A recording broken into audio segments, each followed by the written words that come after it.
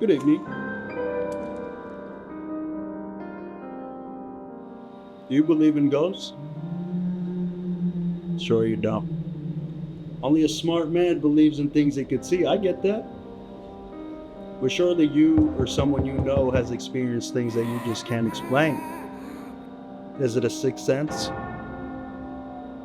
Is it all in our heads? Join me the entire month of October as I sit down with other comedians and artists to share our own personal ghost stories. This is Night Sweats of the Gray Variety.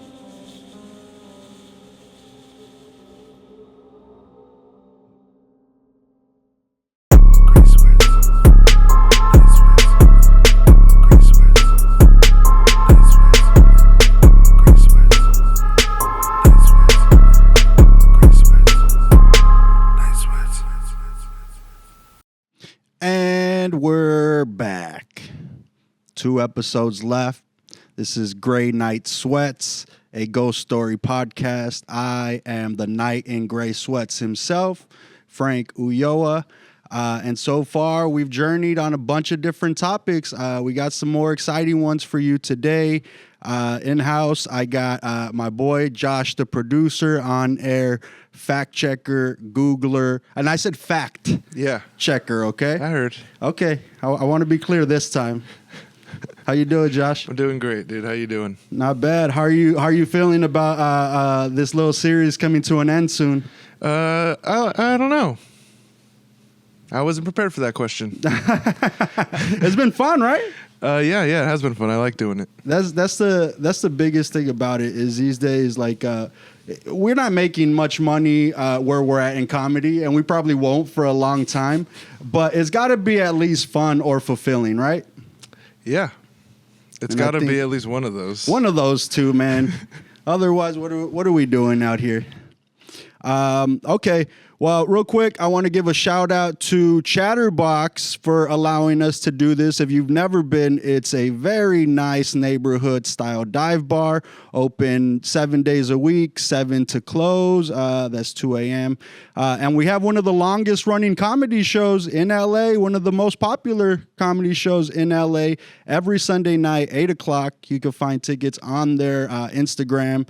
There'll be a link there to their Eventbrite. If you ever want to try comedy, we do have open mic Thursday nights and Tuesday nights. Tuesday nights is a little bit different. It's the set of the night mic. So best set gets a spot on that Sunday's comedy show. So it's worth it.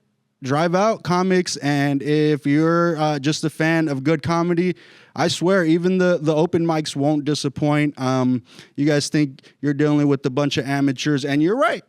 There's going to be a lot of bad comedians at these mics, but it's also Los Angeles, and the next greats need to practice. So you might see someone on HBO in the future.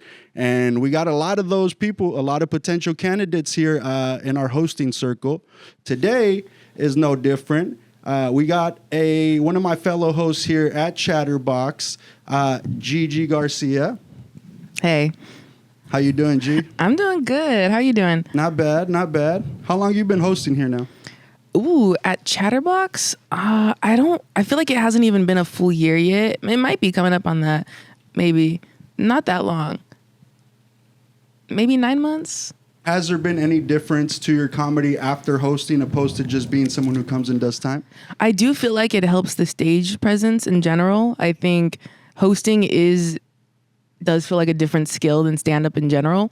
So being able to kind of like exercise that here, I feel like hosting helps you be more present, and that in turn translates to like your stand-up. So rather than just like before it felt like, okay, I'm reading my material, I'm reading my jokes. But then when you're hosting, you can't always do that. Sometimes you just got to, you have to be present. You have to riff, you got to be on the fly. So being able to incorporate that into, stand-up is very helpful. So I think it's helped a lot. Like, I hope I've improved. I think, there's growth to be had.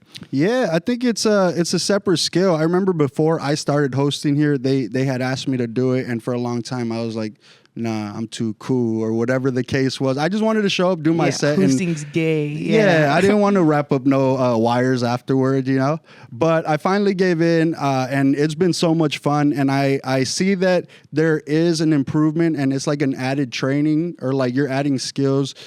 Because like you said, you do got to be present. So you're learning timing, and you get a chance to riff after every single comic. Me and Josh were talking about this. Or you just don't have to. You can just introduce the next comic. Yeah. Which is great, though, because it gets your mind working in a way where you're writing faster now, you know? Yeah. You're piecing things together quicker, and you know, some of our riffs don't hit, but some of them bang out, and that gives you confidence to keep going. It really does. Sometimes some of the best jokes, like, and there's always that sense of pride when you hit like a good one too, especially when it's like, you know, you're watching someone say it, you're like, okay, wait, I know what I'm gonna say when I get up there, and you say it and it lands well, and then it's like, maybe I can do this. Yeah. Maybe I can make it out here. The best is when you're standing over there keeping time, and you formulate it in your head, so you tell your co-host, no, I'll go up and announce the next comedian. Yeah. I got this. Yeah. I oftentimes, honestly, I will turn to my counterpart and I'll be like, what should I say when I go up there? You know? Yeah. Do you have any words of wisdom, any advice? But when you're able to do it on your own, though, that's it's very satisfying. Yeah, and that's what comedy is like, even if people give you advice, it's kind of just on you. It's like a one-player sport, you know? Yeah, you have to like trust in like just yourself and your sense of humor. Trust you're a funny person, and even if it doesn't land, you know, maybe it wasn't a funny joke, but yeah.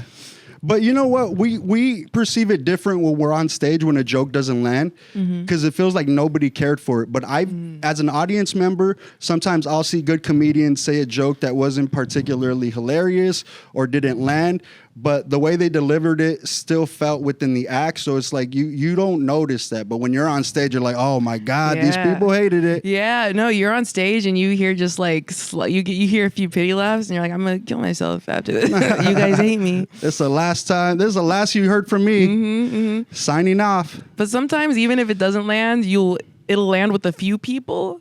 And usually, like, thankfully, I love people with a big laugh, you know? Never silence your laughs, because I need it when I'm on stage. Every laugh counts. Every laugh counts. How long have you been doing comedy?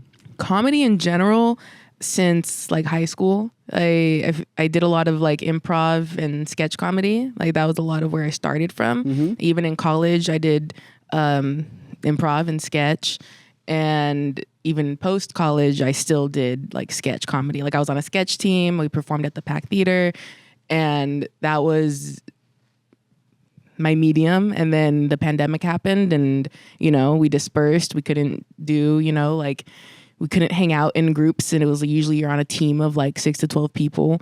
And, you know, we couldn't do shows at theaters because, you know, everything's closed. And stand-up was one of those avenues where it's like, okay, well, I still want to write and I still want to perform, but I got to do it on my own. And it was like, it was a very natural and nice segue. And I've been doing stand-up specifically for about like 2 years now, 2 to 3.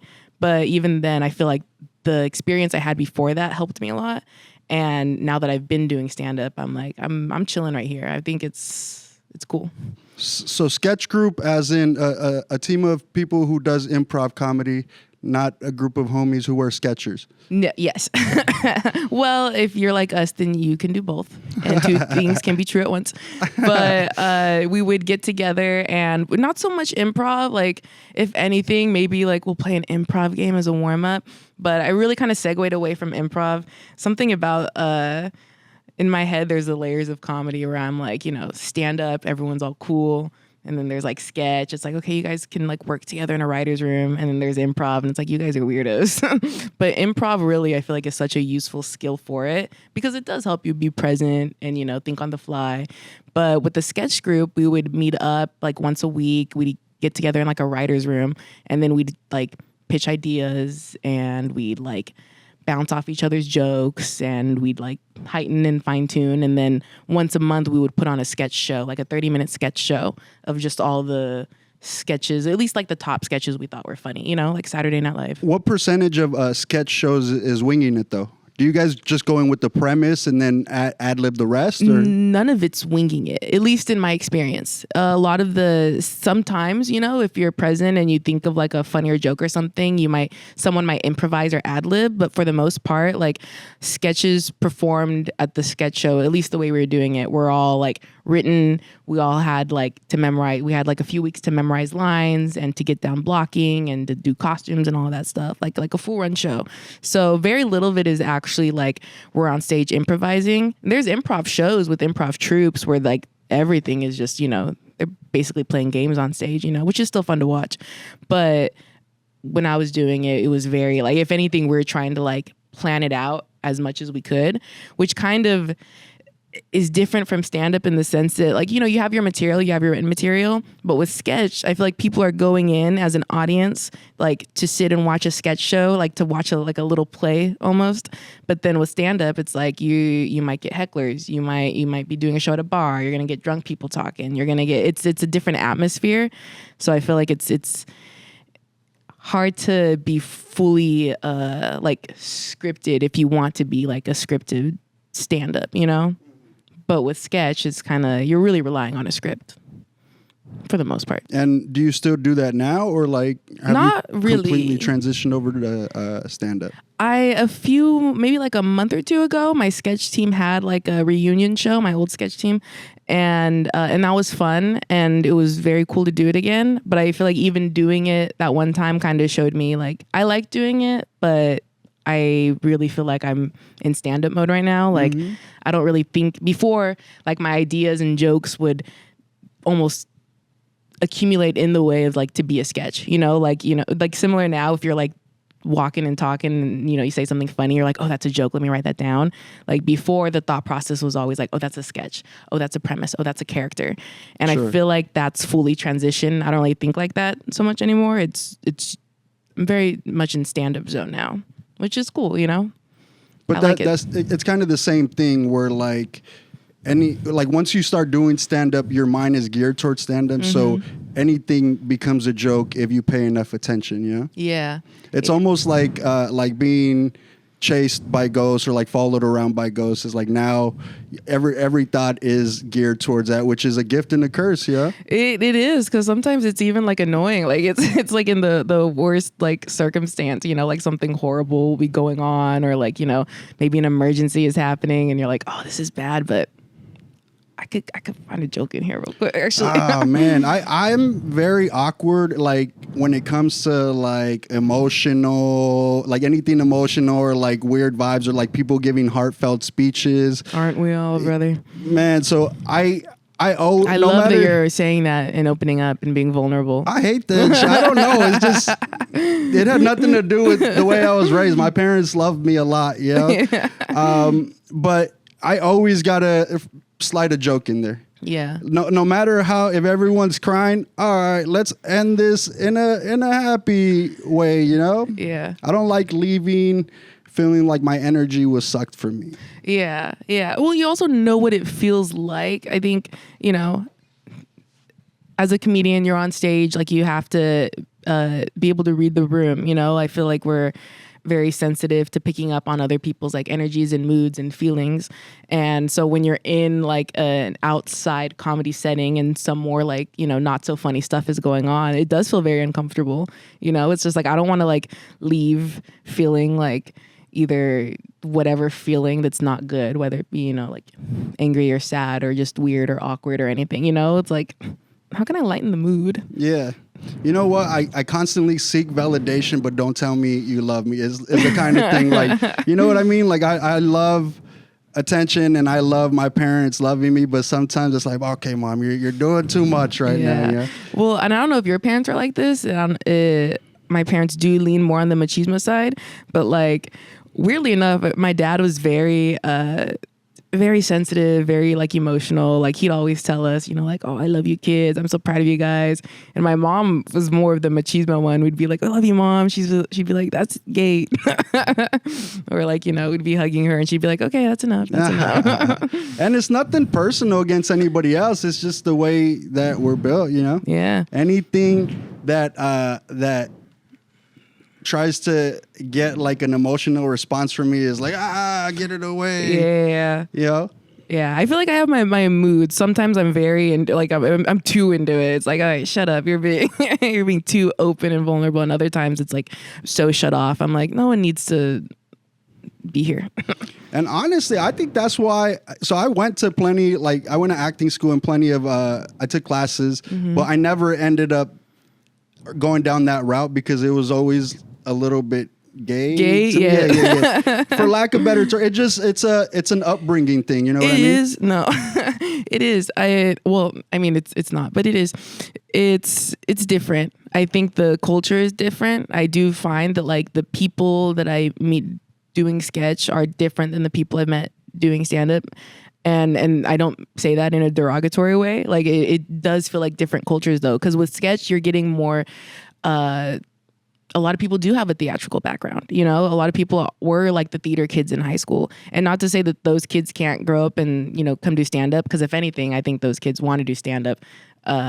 Or people who do stand up wanted to be theater kids, but you know, want to be cool too. And stand up does feel cooler, but you get such a variety of people going into stand up. You get the people that like have no theatrical background. You have people that, you know, were drunk one night and need to blow off steam and just decided, fuck it, I'm gonna do it. And then something unraveled, you know? I think I found people with a multitude of different personalities doing stand up, and with sketch, like there's still a variety, but there was usually kind of that core, like similarity of like, yeah, I'm also into acting, and I also did this in high school, and I'm into plays and tech and stuff. I obviously respect actors, and I appreciate the craft of acting, because through those like acting classes, I realized that I was more of a writer, and that's how I got into stand-up. Where it's like, I don't know how to deliver these words that somebody else wrote, and also I wouldn't say these words. Yeah. So I geared more into a sport where I was in control of what I was saying. Yeah, that's another part of sketch too that kind of I started to pull away from it a bit is when you write a sketch and, you know, you got your teammates on board and, you know, that's all great. But then sometimes your teammate will have a sketch that I may not be a huge fan of, you know, like everyone's got different senses of humor, and comedy is subjective. And just because, you know, you're close with people, you're working with people, doesn't mean you're always going to, you know, jive with what they're putting out. So sometimes, you know, I'd be excited because like, oh, okay, my sketch got in the show, but then someone else's sketch got in the show. And I was like, oh, I'm going to have to be in that, and I'm going to have to wear that, and I'm going to have to promote this, you know? It feels, I already feel that way sometimes about my own work, you know? So to be doing something like for someone else, there was this feeling of like, not to sound hyper independent, but truly I was just like, I feel like I would like feel better and thrive better if I was just kind of like to be able to do my own thing, you know, and you do your thing. It's hard to submit yourself to someone else's idea. Yeah. I think that's the hardest part about acting and like all that stuff. Because stand-up's really cool because there's still a community with it. So I'm still able to feel like I'm working together with people, but in that same breath, like we're still doing our own thing, you know, like I'm still writing my own jokes, you're still writing your own jokes. Maybe we can like collab and like produce a show together, or we'll be put on the same lineup. So it's just like, oh yeah, we're doing this thing together, but ultimately like we're still like shining through just like our own. And I really appreciate that part of it. Yeah. Speaking of sketch though, and things that cannot be explained. Good segue. We had to get there. This is a ghost story podcast. So I got to ask, as I do every guest, do you believe, and that could be whether anything from ghosts or just supernatural? Yeah. I believe in everything. Like there's so many possibilities in this world, and I've had so many experiences, and I've heard about so many experiences that just like I'm definitely not a skeptic for sure. You know, I think I understand why people are, but I'm like, this world is so like vast and huge. There's so many things that could be happening. Yeah, I'm for it. Yeah. Have you ever seen anything or experienced anything in particular? Sketchy and or like supernatural. Yeah. A few.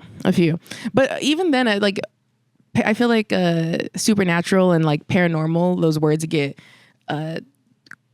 correlated with being like scary and spooky or bad. And I feel like most of my experiences have not been that. If anything, they've been the opposite. They've been like very like positive and reassuring and like, you know, like a feeling that there is something beyond me, but it's like not here to harm me. And I also think that there are things otherworldly here to harm us for sure. But in my experience, I feel like I've had more beautiful ones. Like when I was a kid, there's this one time, do you remember there was like a almost not a trend, but it was during this time, a lot of people were reporting sightings of seeing the Virgin Mary, like images of the Virgin Mary. You know, like people were like, she's on my toast, she's on my tortilla, she's on my chimney. You know, she was just showing up. Hey, she was popping out on them. Yeah, she was serving out here. And I remember watching the news with my family, and they're reporting all these sightings. And my mom was saying like, oh, like how beautiful, what a blessing, you know, to have like to see the image, to have her appear to you, to have her come visit you. And that night, like I was like 8 at the time, I was like a kid. And I was listening to the last episode with Vince. I think you guys were talking about how like when you're a kid, you are like, you know, you're more pure, you're more yourself, you're more in tune with that stuff. Mm-hmm. And I feel like this was my first experience with manifestation. Hey. But that night I remember like praying, asking, you know, like, oh, like, you know, my mom would love if you visited us, you should come visit us. And then like a week later, my mom called me and my brother into her room. And it was night, and she was like, I don't want to scare you guys, but I want to show you guys something. It's beautiful. It's a blessing. And just don't freak out. And it's real. I want you guys to know it's real. I'm not trying to trick you guys. And she guides me and my brother into her room, and pitch black. There's no lights on. There's no sun out. There's nothing to be reflected anywhere. But like on the wall, there was like, it was like half on the ceiling, half on the wall, but it was like a light image. It looked like someone had like a flashlight silhouette shape of the Virgin Mary. Mm-hmm. And it was there for like maybe like a couple weeks. It was just this bright light image. You could only see it at night because during the day the light would flood it out. But at nighttime, it would just look like a light image of her. And then like for 2 weeks, it was like, you know, we had family coming. They're all praying. They're all devout Catholics. They're all like, oh my God, you guys are, you know. You got neighborhood women bringing we got street cred. Their kids to be here. And like you couldn't take a picture of it because if you used a flash, then it would just like, you know, bleed out the photo. So it was really just like in that moment, in that experience, you like, this is our only time to like see it and enjoy it. So just like, you know, take it in for what it is. And then slowly for like the next couple weeks, it like started to fade away and then it was gone. But that itself, I was like, scary kind of, but like awesome. Yes. Like blessing. Yeah. And it didn't have nothing to do with the light or like anything that was obstructing it or. Yeah. It was like me and my brother tried to debunk it, you know, like they have a projector in here somewhere. They have something, and it was nothing was there. Like if there's a shadow and I do this, now there's a bunny on the wall. Yeah. Nothing like that. Nothing like that. Even if you put your hand in front of it, you wouldn't even see a shadow on it because there was nothing, like there was no light it was blocking. It was just like the image looked like it was like light producing itself. It was like, for lack of a better words, kind of unexplainable, you know? Sure. You just showed up and then we're just looking at her, and then, you know, we all took it as like, you know, a blessing, as a beautiful thing. I had one cousin at the time who was just a little instigator, and she was just like, yeah, it looks like the Virgin Mary, but you don't know, it could be like the devil in disguise. There's always someone that wants to ruin the fun, you know? Yeah. But also she was right. It could have been, yeah. It could have been. And I'll never know. That's so funny though that like your house opened up as like a public altar for a couple of weeks as long as it was there. Which is crazy because if you know my mother, and most of you don't, she hates having people over at her house. So the fact that like something otherworldly must have happened for her to be like, all right, invite my sister over. So when you say you manifested and you would ask who would you ask to like present itself or come visit? Was it the Virgin Mary? At the time, I remember like speaking as if I was speaking to her in a way, you know, like it'd be cool if you came and visited my family, you know, just like I may. I know you won't, fucking, but it'd be really cool if it'd you be did. real cool, you know, like my mom might buy me McDonald's after school if you showed up. But even then, like whenever I'm like, if I'm speaking out loud, like I was raised Catholic. I don't subscribe to the religion currently. I'm like a very spiritual person for sure. Organized religion's a different topic, but I do think that like has ingrained so much just otherworldly belief in general, you know, like I might not subscribe to that religion, but just like even the concept of praying, like it's different from like the Catholic upbringings of, you know, like kneel and fold your hands and do 10 Our Fathers and what have you. But even just the concept of speaking out loud, you know, to whatever. So at the time it's like I'm speaking to the Virgin Mary. If I'm praying now, I might be speaking to like whoever. I don't even know if I believe in a specific like God entity in general, but it's just like, you know, there's obviously something listening. So, and I be talking. I be talking. Oh yeah, I be talking. It wasn't until like the later years that I figured out God and Jesus were two different people. Yeah. I would just interchange them in my prayer. Because in my head they look so similar. I didn't know one was the dad and one was the son. I thought they were just one.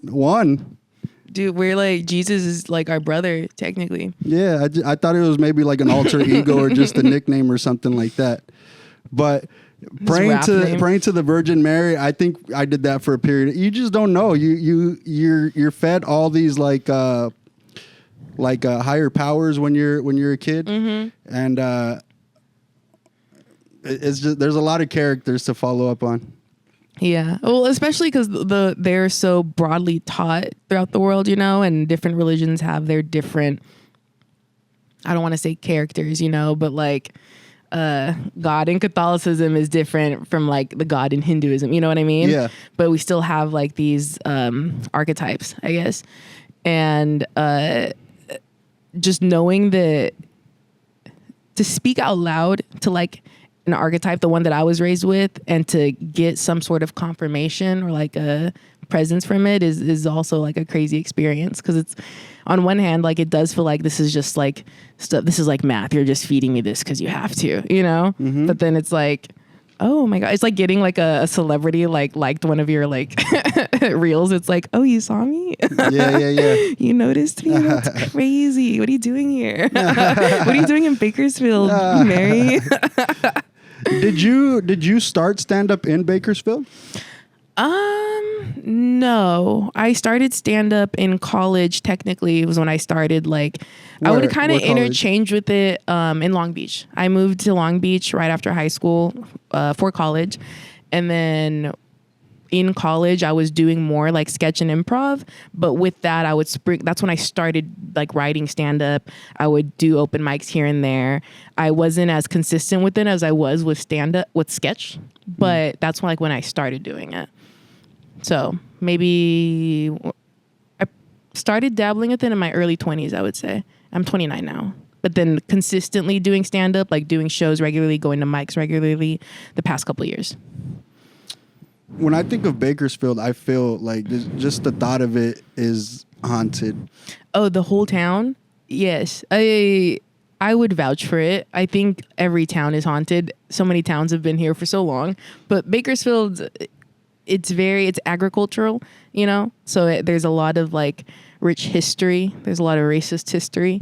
But I feel like a lot of places I've been in Bakersfield, I've had that feeling of just like, there's ghosts in here. Is there any spots that are like notoriously haunted or like said to be scary in Bakersfield? Oh yeah, there's the infamous Padre Hotel in downtown Bakersfield. That's known to be a very haunted spot. They've done so many renovations on it. I think they're trying to like pass it off like, no, it's clean now. And it's not. I know you didn't sage this place. Real you quick, just painted the walls. Do you think renovations chase away ghosts? Like sometimes we think that like ghosts are attached to homes. Like say if they died in that home and they lived there. Do you think that if someone buys the property and knocks down the house and builds a new one, do you think the ghosts go away or the spirits go away? So are they attached to like the Just the area. yeah? How do you say that? Like Yeah, I remember when my cousin this was years ago, and her family was moving to a new house, and it was one of like a neighborhood where they were like freshly building new houses. And I remember telling her like, you're so lucky, you're getting like a new built house. You don't have to worry about it being haunted or anything. This was the same cousin that said Virgin Mary is probably the devil, but she's already a knob. she's already on the she's a little instigator. Her first thought was like, you don't know that. What if we're building a house on top of a burial ground? You know? What if I don't know if they necessarily, I understand, or I've heard that, you know, energies and ghosts and entities can attach themselves to like places and people and things. I feel like it depends. Like, I wouldn't be shocked if like a newly built spot ended up having some weird activity because it was built on top of like something that, you know, was maybe a burial ground, or once was a building but got knocked down and got fully renovated. Like, that energy is still there, that like if it's still attached just to the space in general, you know, like, yeah, I wouldn't be surprised. there's a famously haunted place in East LA, Boyle Heights. I think it's called the Linda Vista Hospital. Ooh. Yeah, so it was abandoned previously. And, you know, teenagers would go in there ghost hunting and tagging and stuff like that. Mm-hmm. I know that I don't know if they remodeled or knocked it down and rebuilt an apartment complex there now, but it's a community for senior citizens, Okay. which is pretty crazy. You That's know? wild, because you know those seniors are saying everything they're seeing, and their nurse caretakers are like, "Okay, Grandpa, take your medicine." Yeah, exactly. Oh, That's fucked insane. up, Loki. But also, it's just like that's the next step in life. Yeah. Yeah, I feel like that's how I sound now. I'm like, "Are you guys feeling this energy?" And my friends are like, "Stop taking mushrooms." That'll do it. Yeah.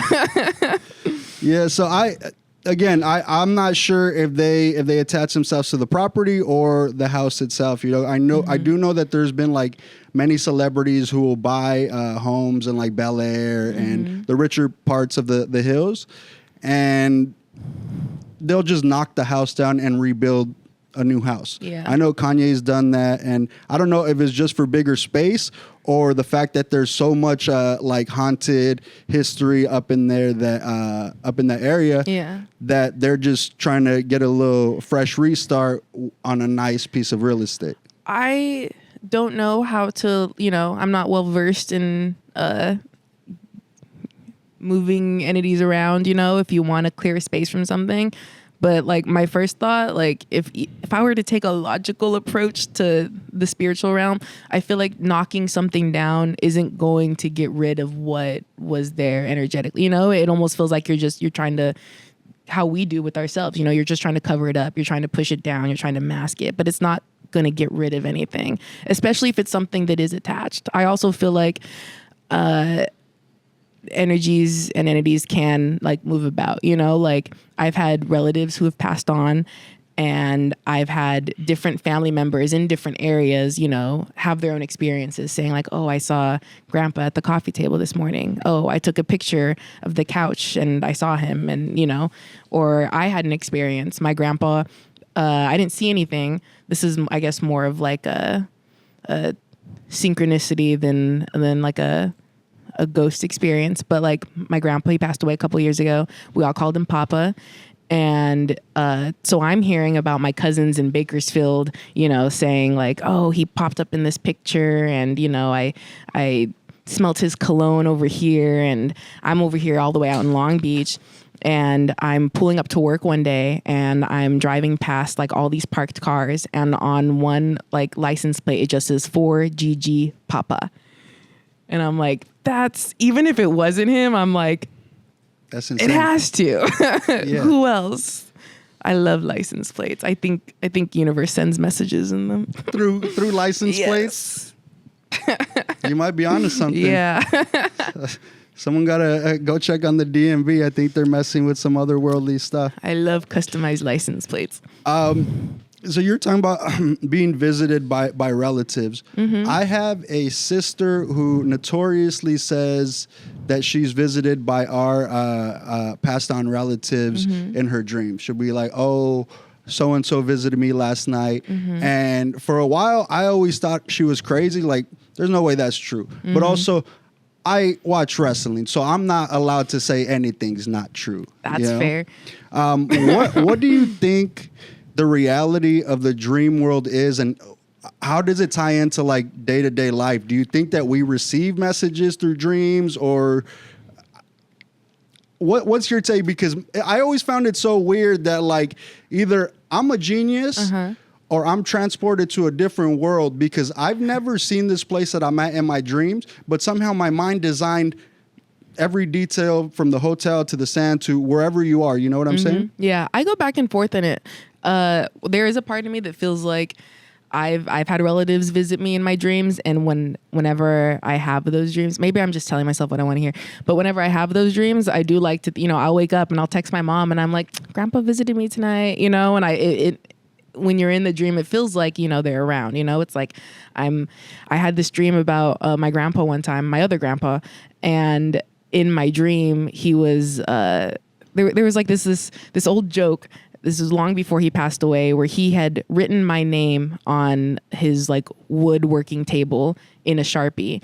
And he was like playfully getting me in trouble. Like, "You wrote your name on my table." And, at the time, like, I'm always afraid of getting in trouble. I was like, "It wasn't me. No, it wasn't," and it was just became like an ongoing gag. He was just like, "You tagged your name on my table." And after, years later, he passed away. And in the dream, he was telling me, like, "I wrote your name on the table," and I was like, "I knew you did it." And then when I woke up, I had called my mom and told her about it. And she was like, "That's so weird. We had just gave that table away to your cousin like yesterday. Like, you just dreamt about it last night." And in moments like that, I'm like, yeah, no, that was my grandpa visiting me. But I've had other dreams that are so far-fetched, that are so crazy, that I also do think that a part of it is just your subconscious, like what is deep inside, what are your fears, what are you thinking about, what are you worried about, what are you like, what's beneath the surface. And not so much that it's, something coming in from another ethereal plane, but it is coming from within, Yeah. You get messages sometimes, and sometimes they're accurate, and sometimes they have nothing to do with, even who's delivering them. But as far as I can remember, when I was even like back to 2 years old, I had nightmares regularly, and a lot of these nightmares felt very real. I remember that one time I was in preschool. I was probably 2 or 3 years old, and we have nap time. So I remember falling asleep, and I had this really vivid dream that I was at the daycare was on a church property. Okay. So I had a very vivid dream that this church was like built at a gravesite. I'm a baby. Like, where am I going to pick that up from, So I just woke up in what looked like that place transformed into a cemetery. Whoa. And it was one of the first times that I woke up sweating, and it was crazy because I looked around and I'm like, none of y'all saw that? Everyone else is sleeping around me, and I didn't know what to do. But dreams have always just felt oddly real to me. So for the past 2-3 years, it's not a recurring dream, but it's a recurring location. That gets more and more advanced and civilized the more I visit. You know what I'm saying? Yeah. So say this is a city by the sea. Mm-hmm. Every time I dream, I'm in that city, but a new location or a new part of it. That's wild. But it all goes back to like the same little city lives in my dream world consistently. And how do you interpret that? I don't know. That's what I'm trying to figure out. It's like, I'm no architect. I don't even got the mind for something like that. Like, where is my mind drawing these pictures or these designs for a city when I've never even thought about, nothing like that. Yeah. But I'll be in like different hotels. I've been, There's just like different locations. It feels like a game of Grand Theft Auto. You're just exploring the different parts of like Vice City or whatever. I don't know if you're familiar with the reference. Grand but Theft Auto? Yeah. A little bit. I have this experience. You have that? Yeah. This happens to me. What do you tell me about it's yours? the same exact thing. Everything you just, I was over here jaw dropped. I was like, the same exact thing happens to me. I dream about this place that's like this weird blend of like Seattle and Las Vegas and like all of these places I've been. Yes. But like I keep going back to like the same place, and like sometimes I'll be riding my bike. I'll be like riding a bike around, and I'll be passing all these buildings and stuff, and I'm like, I don't know. I've gone weeks or months or something, and then I'll go to sleep one time, and I'll have like a vivid dream, and it'll be back in this place, and I'm like, I remember being here. I know where I'm at. I remember other places that are here in the city that doesn't exist. Yeah, to the point where you get to other dreams and people are looking for stuff, and you're like, oh, I know how to get there. Yeah, weird stuff like that. Yeah. I know exactly what you're talking about. That's awesome, because what you said is almost similar. You said Seattle and Las Vegas, and for me, a little bit of Miami too. And I've never been to Seattle or Miami, but just the vibe of all those combined is what I get from it. Yeah. It really feels like Las Vegas, like how Las Vegas has like a bunch of different like places and like hotels with lights and like malls and like that kind of stuff. Yeah, I've had the Las Vegas experience in this location because I remember traveling through different casinos and stuff like that. And there's very few times where I've had nightmares or like scary type dreams in this location. It's usually cool little dreams. It feels like, oh, this is my city, and every time I go to sleep, I return to it. But that's so crazy. I've had certain experiences where I'm like held captive in that same city and got to find a way out, or I'm being chased by someone who's trying to kill me. Yeah, no, I have a similar thing. I used to have a nightmare when I was young of getting chased in a McDonald's place tube, like those slide tubes. That's a nightmare. Yeah, a straight up nightmare of of like something being right behind me, and I'm just being like trying my fastest to like crawl through this tube. But I had that dream about, I was like on a pier in this place, in this world. And then in another dream, I was saying I was riding my bike. I saw that place and like that old shut down tube that I was stuck in a different dream. I don't know if you experienced this, but no matter what dream I'm having, good or bad, I can't run in dreams. Do you get what I'm saying? Like I can walk, and there's a lot of times like where I said there's people chasing me or out to get me. So I got to be smarter because I can't just use athleticism. I got to be like a European point guard or something, you know? Yeah, maybe I don't realize that because in my normal life, I'm not really doing much running. Running's never really an option for me. You guys sound like dream neighbors. Like, what if you guys run into each other in one of your dreams? Like, what are you doing? This is my dream. We got to be up early for a podcast tomorrow. I'm glad you're asleep right now. I had this really weird dream experience. There was I'm trying to think what came first, the dream or like the reality experience. I think the dream came first. I had a dream that I was being chased, and it was around the neighborhood of this old apartment I lived at. And I was so close to like my apartment, and like someone was chasing me with like a gun. Like in the dream, I was like, this person's gonna kill me. And there was nowhere I could really hide. I was so close to my front door. I was like, I'm just going to run and just hope to God I can unlock it, and, before this person just shoots me. And as I get to the door, and I'm trying to unlock it, they see me, they shoot me, and then I wake up. And then that morning, I had a job interview. So I went and I did the interview, and I came back, and it was still early. And as I'm on my porch entering my house, a bird comes and flies into the door and just falls at my feet and dies, right there. And I was like, this was me in my dream last night. I tried to save it, but it was gone, so I buried it. And I honestly took it as a good thing. As crazy as that sounds, I do think a lot of times you're represented with something like death, and it gets taken as oh no, girl, you're in for it now. But in that moment, it all just felt very rebirthy, just even dying in a dream, dying in general. I understand the fear of dying, and not to say that I'm not scared of dying, but I also see like, and not to sound like suicidal, but I see like the beauty in it. I can see the relief that can come with something with, Sure. Something ends, but when something ends, something else will begin. It's like a bankruptcy, Yeah. You're going to suffer, but all the debt is off your shoulders. Yeah. And look at how many businesses made a comeback from bankruptcy. We're not suggesting that. We're just saying we understand. But it happens. So that was dreams are tricky. Sometimes I'm like, this is like a parallel universe, and other times I'm like, it's just me. Yeah. With that, I wanted to get into a little thing called a glitch in the matrix. Oh, okay. Which is like a topic of different Reddit conversations, and it's basically something that can't be logically explained, but that happens. Okay. Some people believe that we live in a simulation, and sometimes you get glimpses of that. Yeah. Have you ever had anything like that made you feel like, oh, life's not real?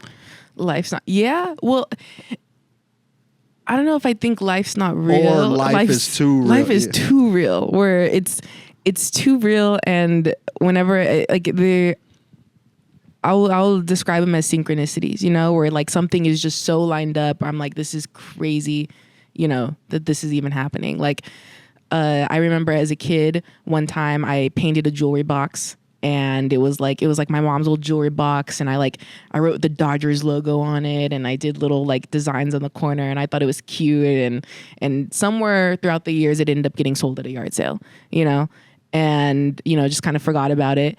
And then years later, this was maybe like a few years ago, I'm visiting some friends in Ventura. I'm not even anywhere near my hometown, and we're going to all the thrift shops and going through all the knickknacks and whatnot, and in the section where they had like, jewelry boxes and stuff, there was the jewelry box that I had when I was a kid that I had painted. And it was the same one. It checked out. I texted my mom and I was like, is this our jewelry box? And she was like, oh my God, that's crazy. It looks just like the one you did. And I was like, look at this horrible kid craftsmanship. Look at these like shitty gel colors. I was like, this is mine. This is my work. And even something like that where I'm like, if anything, I always just kind of take it as like a confirmation of like, all right, well, obviously I feel like I'm just like where I'm supposed to be, as we all are, always, hopefully. But on a bigger scale, there was this time, I want to say, when was that show? Like a month or two ago. We did a show out in Long Beach at the Art Theater, and show ends, we're all hanging out, and it's about like 2 a.m. You're like, all right, let's go home. And I live very close to the theater, so I was walking home. And I'm walking past a restaurant on the street that we're at, and I hear music playing, and it sounds like music that you would hear from a music box. Like you open those music box and a ballerina is twirling around and stuff, and it sounds like that. And I'm wondering where it's coming from, because I'm like, okay, it's 2 a.m. This restaurant isn't open. Maybe they left their speakers on. And I'm walking with a couple friends. I'm walking with Sylvia and her boyfriend Adam. And I'm like, you guys hear that, right? And so we kind of look around, and on one of the tables that the restaurant had on like the outside patio was someone's cell phone, and no one was calling it. It was an alarm that had been set for like the time we were walking by it. So I grab it, we go through it. There's not much to it. And I'm like, okay, well, I'll just hold on to it, and then I'll come bring it back to the restaurant when they're open, leave it in their lost and found, What kind of phone was it? Just curious. It was like an Android. Okay. It was like it was a modern day phone. Yeah. It'd be weird if it was like a Nokia. I'd be like, okay, burner. What's going on? Yeah. Drug phone. But it was like, okay, this looks like someone's phone.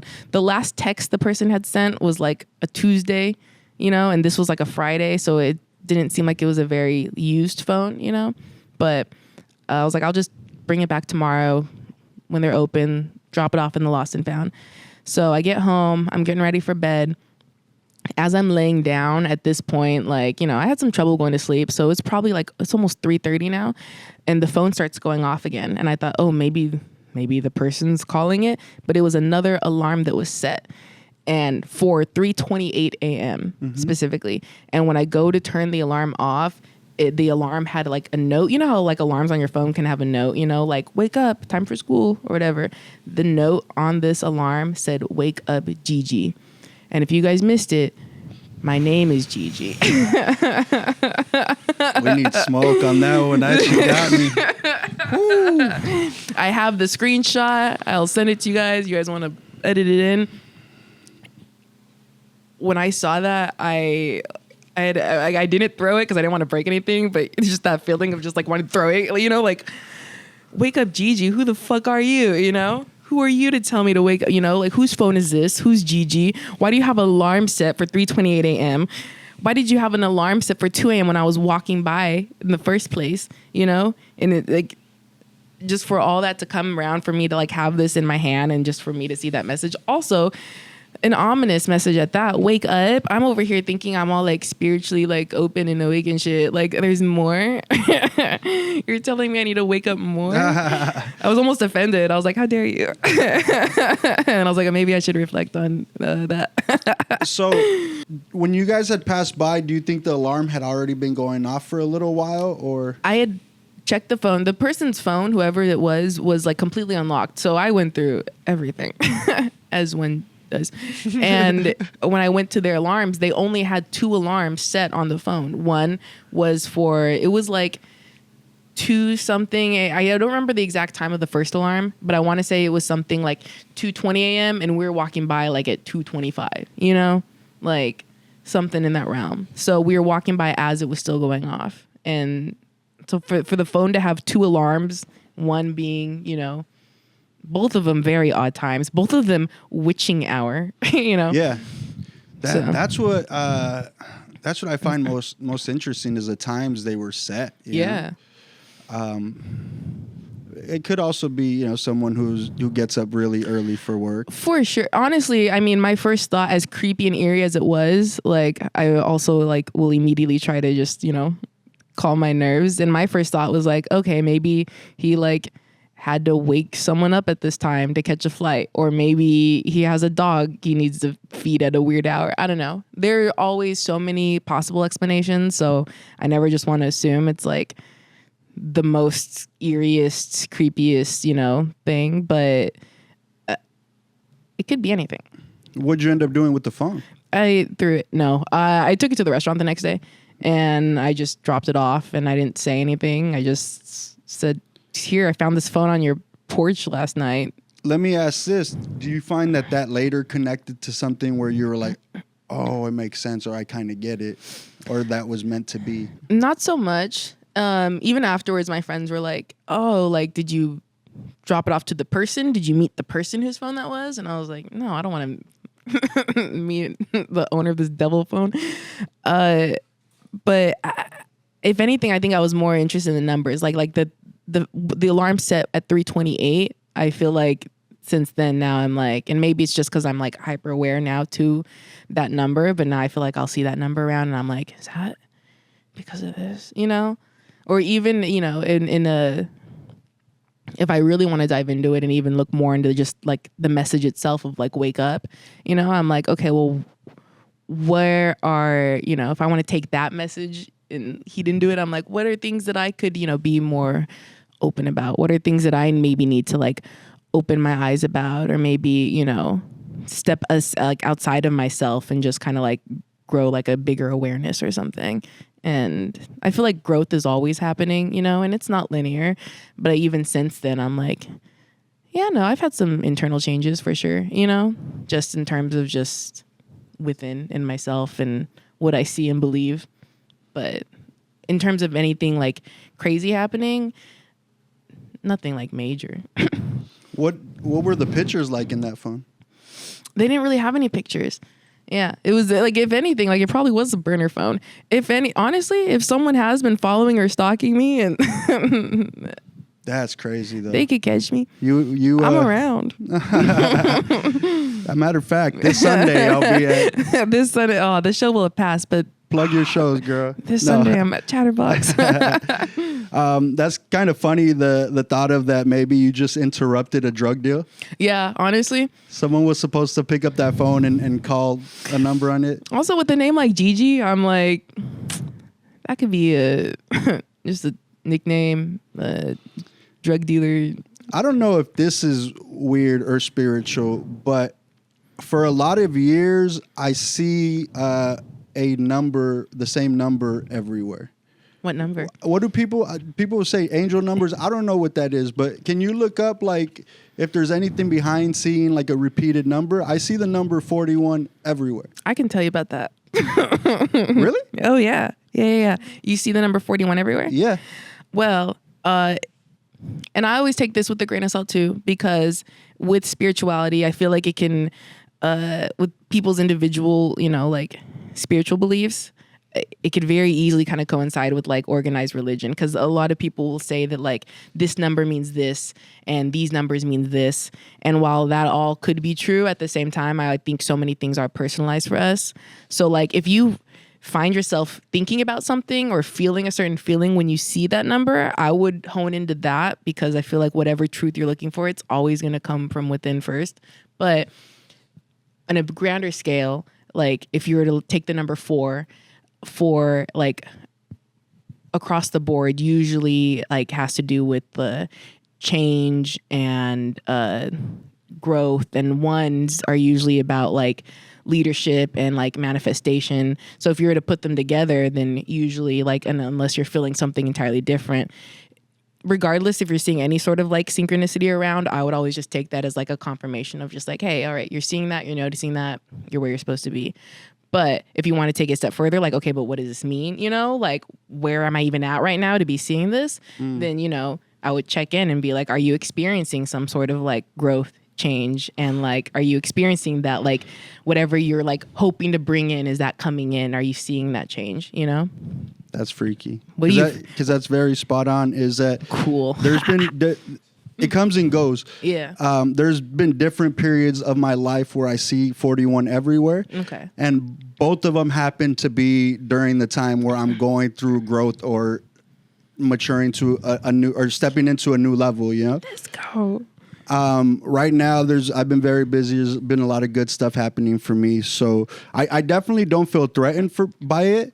It does feel like every time I see it, it's just like a confirmation, and that's exactly what I feel when I see it. Is you're going the right way. Yeah. It's not. I feel the same way about the number 53. I feel like somewhere like 4 years ago, I felt like I was going through a lot of just change in general, and I started seeing that number a lot.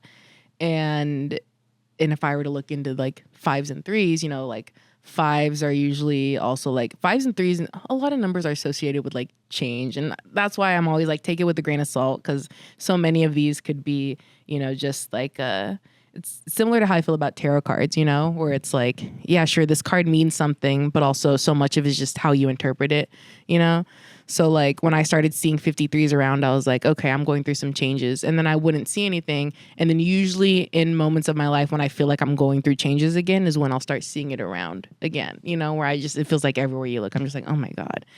Currently, right now, and I'm not trying to be like a gross boy, but I see the number 69 everywhere.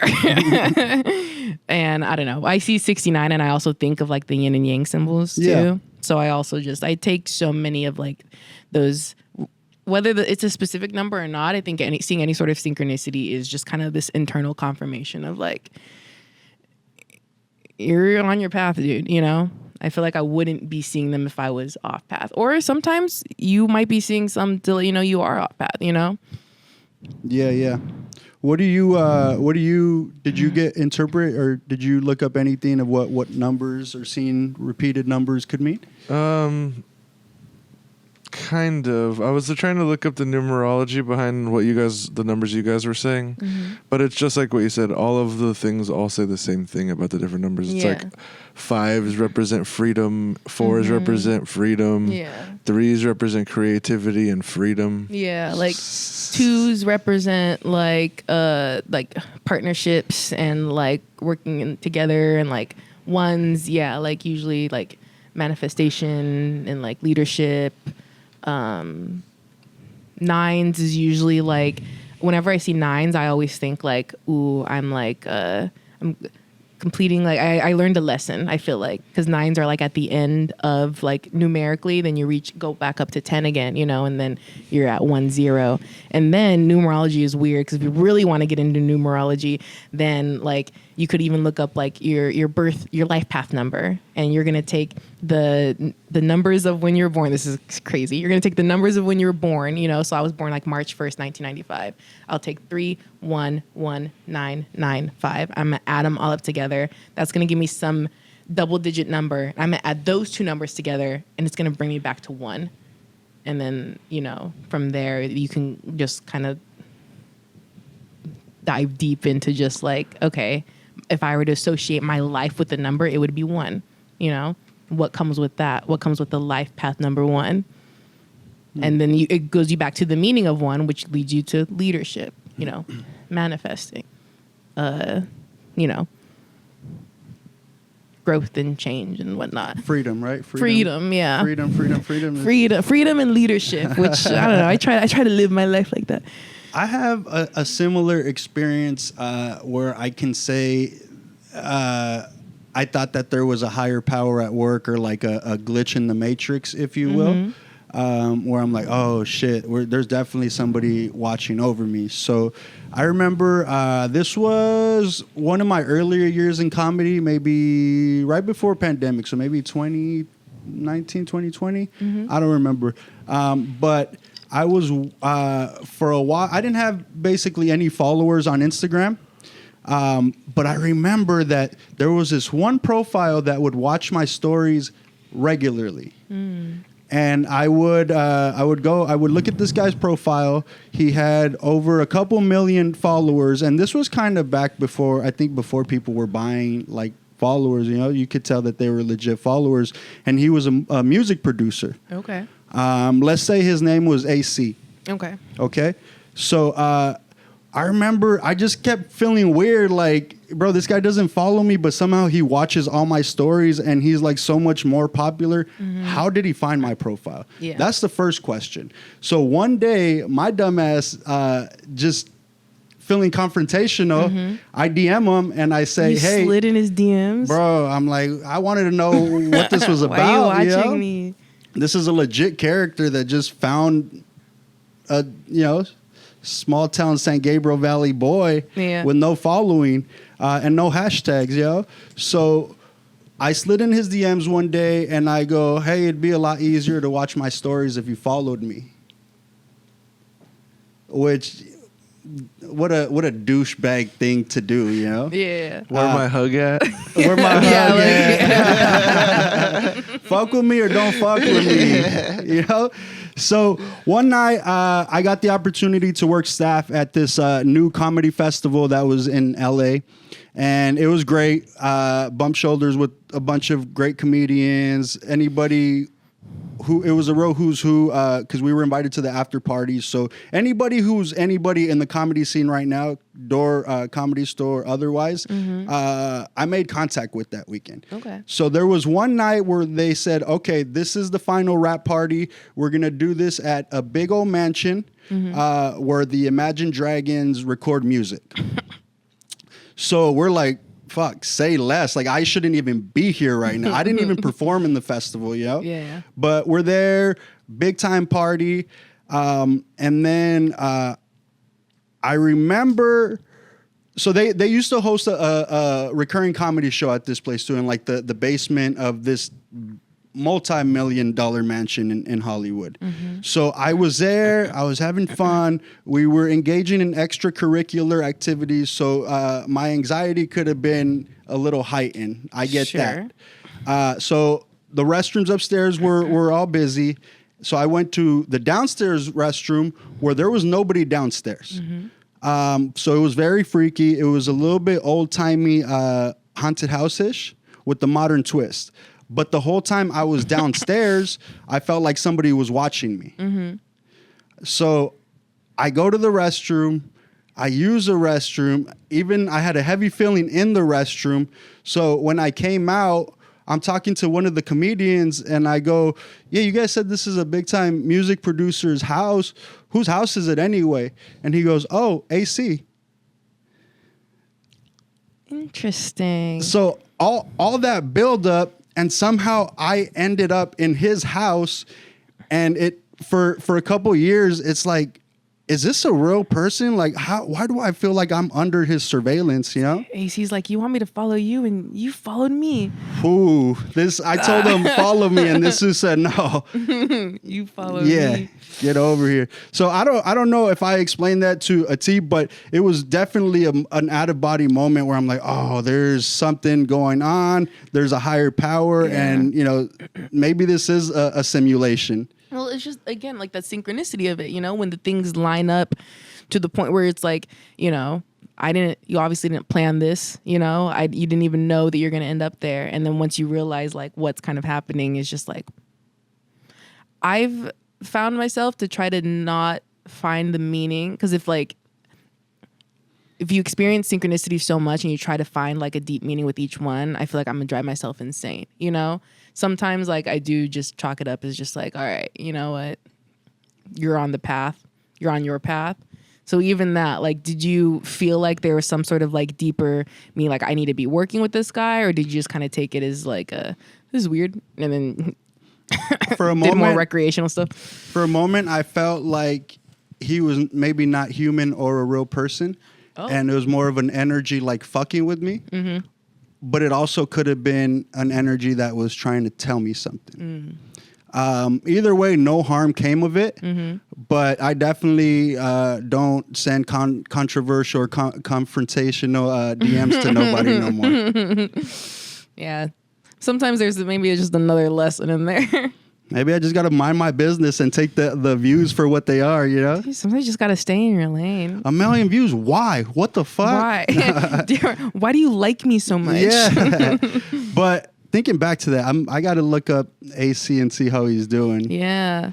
Yeah. Well, even like with people, I think, you know, you feel certain connections with certain people, you know, and there's so many different kinds of connections. And I think you can feel them with people, like physical people that are here, and also with like things maybe not be physically here, you know, like if you're in the house and you feel, you know, like I've been in houses where I'm like, I just feel like there's something else in here, you know, like I remember spending the night with a friend at like her dad's house one time. And I was just like, I don't want to be crazy. I just feel like there's something in here. And this was like, you know, hours after we've been hanging out. And she was like, yeah, this place is kind of haunted. I just didn't want to tell you because it sounds crazy. And I was like, you're not crazy because I'm crazy and I feel everything. But even that, you know, like, I don't know if you felt, did you meet AC that night? To this day, I don't even know if he's a real person. Oh, that's crazy. That's even crazier, actually. Because I'm like, what if you have a great connection with him and you're supposed to like work with him or something, you know? All right. Well, this has been fun. Yeah. We've talked about, you know, more spiritual than ghosts, but that's what we're doing here. It's all paranormal. It's all otherworldly. Yeah, and I think again, paranormal, and it gets wrapped up with being like spooky and scary, and it's supernatural too. But I feel like there's so much like with everything that is like, you know, scary or bad or evil that can be associated with being paranormal or spooky. I think there's so much light and beauty and like, I don't know, like extravagance that comes with it as well. You know, it's like there's the evil and good. Perception is what she's talking about. And that's what this whole podcast is. I mean, are you a glass half full or a glass half empty ghost believer? Are they good? Are they here for good? Are they here for bad? Who knows? But this has been very fun, Gigi. Thank you so much for having me. Josh, my guy, how do you feel? Feel great. Yeah? Yeah. Okay. Well, this has been season 4. Episode 4. 1 episode to go. Next week, tune in. And then we're done forever. As I said, I'm retiring after my rookie season of podcasting. We'll see what comes next, man. In the meantime, this has been Gray Night Sweats. I've been Frank Ulloa. Thank you so much.